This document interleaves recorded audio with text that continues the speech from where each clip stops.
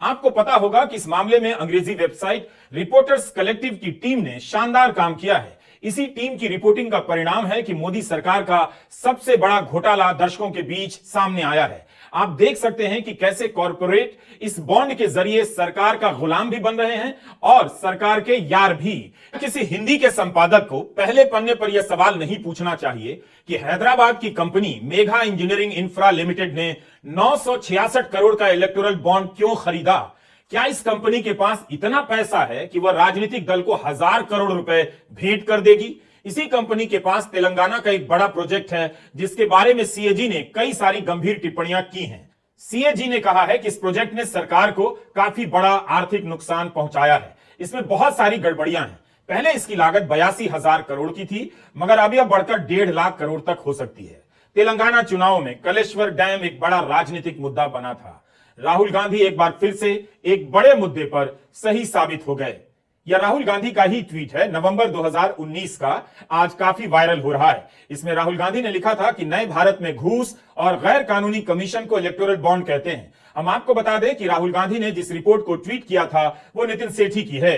वही नितिन सेठी reporters collective के तहत बॉन्ड का भांडा फोड़ रहे हैं। हिंदी के संपादक मोदी चालीसा लिखने में व्यस्त हैं। CBI, ED, income tax department का प्रयोग किया जा रहा है, कंपनीज को एक्सप्लॉइट किया जा रहा है, बड़े बड़े कॉन्ट्रैक्ट्स का शेयर लिया जा रहा है, कॉन्ट्रैक्ट देने से पहले इलेक्टोरल बॉन्ड्स दिए जा रहे हैं और फिर एकदम बाद कॉन्ट्रैक्ट दिया जा रहा है। शेल कंपनीज उसमें भरी हुई है और ये पूरा का पूरा जो ढांचा है प्रधानमंत्री ने क्रिएट किया है। इनका ब्रेन चाइल्ड है। इन्होंने कहा है कि भाई इलेक्टोरल बॉन्ड्स हिंदुस्तान की राजनीति को साफ कर देगा। नहीं, वो दो टुकड़े में वो जो किया उसका पैसा कहां से आया? यहीं से तो आया। जो ये हिंदुस्तान में state government after state government गिरा रहे हैं, पैसा कहां से आ रहा है? इधर से तो आ रहा है। और ये अभी तो छोटा सा भाग दिखा है। तो इन्होंने पूरे के पूरे सिस्टम को एक्सटॉर्शन का सिस्टम बना दिया है। पॉलिटिकल पूरे स्ट्रक्चर को इन्होंने कैप्चर कर दिया है। सीबीआई इन्वेस्टिगेशन नहीं करती है, ईडी इन्वेस्टिगेशन नहीं करती है, एक्सटॉर्शन करती है। किसके लिए? बीजेपी के लिए। क्या तब राहुल गांधी की बात को किसी ने गंभीरता से लिया था? क्या मीडिया ने इस बात की पड़ताल की थी कि यह बॉन्ड क्या है? किस तरह से इस बॉन्ड के जरिए भारत के लोकतंत्र का गला घोटा जा रहा है? आज आपने देख लिया कि इस बॉन्ड के जरिए बीजेपी आर्थिक महाशक्ति बन गई है और दूसरे राजनीतिक दल चुनाव लड़ने की हालत में नहीं है। यह वीडियो विधानसभा चुनाव के समय का है। राहुल गांधी एटीएम का मॉडल लेकर कलेश्वरम सिंचाई परियोजना में कथित भ्रष्टाचार को लेकर मुद्दा बना रहे थे और तेलंगाना के वोटर को दिखा रहे थे कि यह प्रोजेक्ट केसीआर के लिए एटीएम मशीन है। इसके जरिए तेलंगाना की जनता का 1 लाख करोड़ रुपया चोरी किया गया है। कलेश्वरम केसीआर और उनके परिवार का एटीएम है।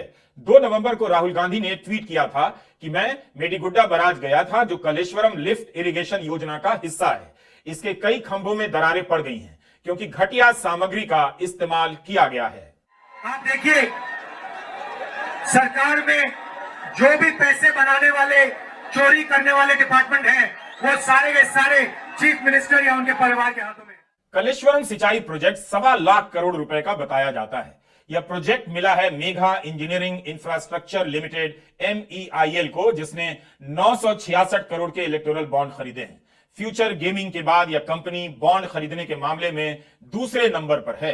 क्या यह बड़ी बात नहीं है कि किसी कंपनी को मुनाफा 10 करोड़ का हो रहा है और वह चंदा 410 करोड़ का दे रही है? यह कैसे मुमकिन हो सकता है? यूपीए के समय एक नियम था कि वही कंपनी चंदा दे सकती है जो 3 साल तक लगातार मुनाफा कमाएगी और उसका भी केवल 7.5% ही चंदा देगी। प्रधानमंत्री मोदी और उनके तब के वित्त मंत्री अरुण जेटली ने चालाकी से इस प्रावधान को हटा दिया। अब कोई कंपनी अपने मुनाफे का कितना भी हिस्सा चंदे के रूप में दे सकती थी और उसे अपने शेयर होल्डर को बताने की जरूरत भी नहीं रही, ना किसी और को बताने की जरूरत थी। इलेक्टोरल बॉन्ड की जब से जानकारियां सामने आई हैं, कई कंपनियों के बारे में रिपोर्ट हो रही है कि उनका मुनाफा कुछ था, मगर उससे भी कई गुना ज्यादा पैसे का इलेक्टोरल बॉन्ड खरीदा गया। यह कैसे संभव है? इसी की 2 सहोदर कंपनियां हैं, केवेंटर फूड पार्क इंफ्रा और MKJ एंटरप्राइजेस। तीनों पश्चिम बंगाल में एक ही पते पर पंजीकृत हैं। यह कंपनी पार्ले एग्रो के फ्रूटी, एप्पी और फिज बनाती है, डिस्ट्रीब्यूट करती है। इन तीन कंपनियों ने मिलकर 500 करोड़ से अधिक के बॉन्ड खरीदे हैं। 2019-20 में मदन लाल लिमिटेड ने 185 करोड़ का चंदा राजनीतिक दलों को दिया, जबकि इसका कुल मुनाफा 1.84 करोड़ रुपए का था। क्या कोई कंपनी जिसका मुनाफा 2 करोड़ भी ना हो 185 करोड़ रुपए के इलेक्टोरल बॉन्ड खरीद सकती है? 2021 में ईडी ने केवेंटर में छापे मारे। तीनों कंपनियों के सीईओ का नाम एक ही है, राधेश्याम खेतान। मई 2014 में केवेंटर ने 140 करोड़ का इलेक्टोरल बॉन्ड खरीदा और दूसरी कंपनी मदन लाल लिमिटेड ने उसी महीने में ही 186 करोड़ का इलेक्टोरल बॉन्ड खरीदा। इसी राधेश्याम खेतान की कंपनी एमकेजे एंटरप्राइजेज ने 4 साल में 192 करोड़ का चंदा दिया है। क्या यह सब सुनकर आपके पांव के नीचे से धरती खिसक नहीं जाती? 2021 में केवेंटर के यहां छापा पड़ा था, या 24 मार्च आ गया है, छापे और इसके मुकदमे की मंजिल क्यों नहीं नजर आती है? ये सब कर रहे हैं कि किसी ना किसी दिन बीजेपी की सरकार बदलेगी और फिर कार्रवाई होगी, और ऐसी कार्रवाई होगी कि मैं गारंटी कर रहा हूं फिर से कभी नहीं होगा। तो उनको भी सोचना चाहिए। बहुत सारे नाम हैं, बहुत सारे आंकड़े हैं, कुछ त्रुटियां हमसे हो सकती हैं, मगर अनजाने में ही होगी। क्योंकि यह मामला इस देश का इतना बड़ा घोटाले का है, इसलिए इसमें रिपोर्टिंग बहुत जरूरी है। पश्चिम बंगाल सरकार ने मेट्रो डेयरी से अपना हिस्सा इसी समूह को बेच दिया और केवेंटर ने उसे खरीदा। अधीर रंजन चौधरी ने इस डील के खिलाफ हाईकोर्ट में जनहित याचिका की, वो खारिज हो गई। 500 करोड़ का यह चंदा किसे गया होगा गेस करना मुश्किल नहीं, लेकिन बेहतर होगा स्टेट बैंक यूनिक कोड चुनाव आयोग के हवाले करे और वह सार्वजनिक हो, ताकि पत्रकार स्थापित कर सके कि किस बॉन्ड को किस राजनीतिक दल ने भुनाया है, किसे पैसा मिला है, यही जानना बाकी है। लेकिन जिसने दिया है, बॉन्ड खरीदा है, वह 500 करोड़ रुपए किसी दल को चंदा दे रहा है, यह तो बहुत बड़ी बात है। कर्मचारियों का वेतन मुश्किल से बढ़ता होगा और कंपनी चंदा राजनीतिक दल को दे आ रही है। इन कंपनियों में बड़ी संख्या में मोदी भक्त काम करते होंगे, करते ही होंगे। उन लोगों को आज वाकई गर्व हो रहा होगा कि उन्होंने केवल मोदी की भक्ति नहीं की, केवल खाली पीली मोदी मोदी नहीं की, बालकनी में जाकर थाली नहीं बजाई, बल्कि उनकी कंपनी मोदी को 100 करोड़, 400 करोड़, 1000 करोड़ का चंदा दे आ रही है। यह पता चलेगा तो मुझे पूरा भरोसा है कि ऐसे वोटर, ऐसे कर्मचारी इस बार गंजी फाड़कर होली खेलेंगे, रेत में लौटकर छाती पीटेंगे कि ऐसा आज तक कोई नहीं कर सका, यह भी पहली बार हुआ है। चंदा देना बुरा नहीं है, मगर 500 करोड़ रुपए चंदे में लॉटरी वाला तो 1368 करोड़ रुपए दे रहा है। एयरटेल और डीएलएफ के भक्त कर्मचारी तो इस महीने की सैलरी सोसाइटी के गार्ड को दान कराएंगे, गार्ड अंकल को। यह मजाक नहीं है, बल्कि बहुत डरावना है। जवाब तो इन्हें देना है। इन्हें पता है कि धर्म के नशे में जनता अब डूब चुकी है, वो उससे उबरने के लायक नहीं रही। उसे गर्व का डोज दिया जा चुका है, 370 हटाया गया है, उस पर उसे गर्व करना है। अगर इस पर गर्व कुछ कम हो गया तो इसे बढ़ाने के लिए सीएए पर गर्व करने का डोज दे दिया गया है। भूख लगी है तो इनसे कहा गया है लाइन में लगिए, फ्री में अनाज मिलेगा, लेकिन खा लीजिए। क्या आपको लगता है कि प्रधानमंत्री मोदी इसकी जांच कराएंगे? जांच हो तो रही थी। जिनके यहाँ ईडी के छापे पड़ रहे थे वही कंपनियां भर भर के इलेक्टोरल बॉन्ड खरीद रही थी। अभी तक 2 दर्जन से अधिक कंपनियों की जानकारी सूची में आई है जिन्होंने बॉन्ड खरीदे और जिनके यहाँ छापे पड़े। यह घोटाला बाहर तो आ गया है, मगर सामने सरकार है, दीवार बनकर खड़ी है, और इसके साथ साथ पहाड़ बनकर खड़ा है मोदी मीडिया, जो इसका पूरा सच कभी बाहर नहीं आने देगा। 10 साल से प्रधानमंत्री मोदी ने एक भी प्रेस कॉन्फ्रेंस नहीं की। इस बार 400 सीटों के जीतने का ऐलान पहले ही हो चुका है। बीजेपी ने अपना खजाना भर लिया है, कांग्रेस का खाता बंद हो चुका है, कोई मुकाबला ही नहीं है। कांग्रेस पार्टी के खिलाफ खाताबंदी की जा रही है और ये एक सर्जिकल स्ट्राइक है कांग्रेस पार्टी के खिलाफ। इससे हम लड़ेंगे, इससे हम डरेंगे नहीं। 2018 में इलेक्टोरल बॉन्ड का कानून अधिसूचित हुआ था। यह कानून पारदर्शिता के लिए बना।